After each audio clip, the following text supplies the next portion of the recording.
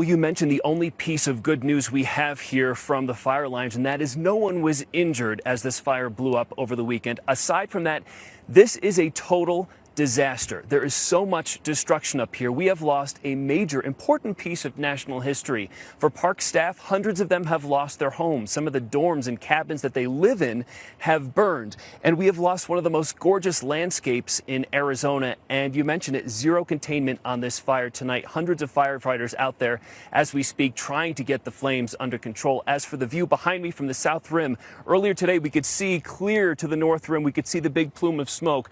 But as the day went on, wildfire smoke totally settled into the entire Grand Canyon. Visibility is terrible, and I have to tell you, it's very strange to see people walking around with masks up on their faces here, smoke masks. That is probably not the way they thought they'd spend their bucket list vacations to the Grand Canyon.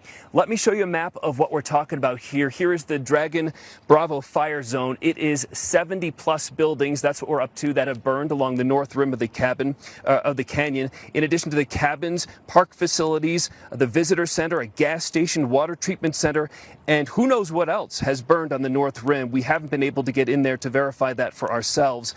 And while the south rim here is much more developed and controlled in terms of a visitor experience, in large parts of the north rim, you could simply pull up and camp right on the side of the north rim of the Grand Canyon. And that's what people find so special. It's far more remote, far few people, far less crowded, I should say. So it's a beautiful place a lot of people like to visit. And all those campers, thankfully, a total of 500 visitors were evacuated before this fire grew out of control late last week.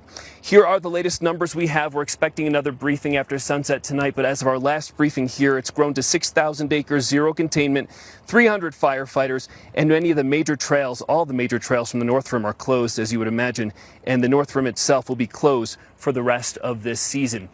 Governor Hobbs is already ordering an investigation into the fire management of this wildfire, looking into accountability, and we'll have more on those demands and how this is sort of turning political here in just a moment. For right now, I want to talk to our Mason Carroll, who's been up here since very early this morning watching the progress of the fire. Mason, we know this sparked on the 4th of July, so 10 days old. Initially, it was a very small fire, but then just blew up Friday into Saturday, which is when it caused so much destruction. And you talked to park officials today. Do they have any idea how this progressed to this level?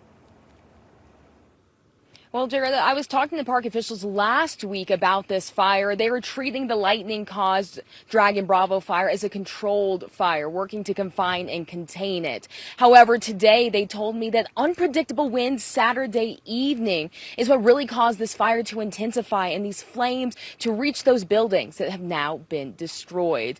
Now, when it comes to the North Rim, most of the employees live at the park, so more than 280 were evacuated and lost their homes. Park officials say they were relieved that no one was hurt and no lives were lost. Now, the North Rim is expected to remain closed for the rest of the 2025 season. There's also a number of inner canyon trails that have been closed because of this fire.